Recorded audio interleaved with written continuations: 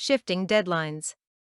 As a writer who works on multiple projects at any given time, I attempt to pin down a deadline from my clients even if one is not stated. Why? Because the "I am in no hurry for these" statements invariably becomes, "Are you done with the articles?"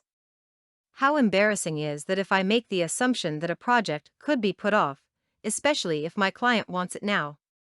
I have learned to do the following. As soon as I get a project, I ask for a specific timeline for when the job should be completed. If the client wants to receive proofs by a certain time, they will.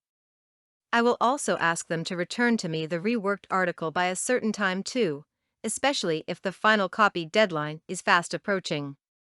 No one likes to respond to a panicked, "Where is my finished copy?" statement, especially if the hang-up is on their end. Regardless of the reason, the burden falls on you, the writer, if there are any snags. Fortunately, most jobs I do are in progress almost as soon as I accept the assignment. Generally, I start my research right away and then I start working on an outline of the article. Once satisfied with the outline, I craft a rough draft and, finally, I write my final copy. Sometimes I take a break between the various steps in order to get more information, give my mind a rest, or simply to attend to other matters.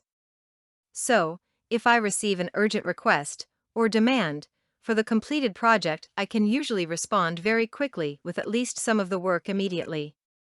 Human nature, being what it is, I can expect that even agreed upon deadlines will shift around from time to time.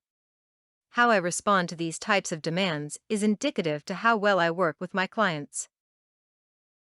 For more content like this, please visit learnforfree.biz. Content produced and distributed by All Super Info.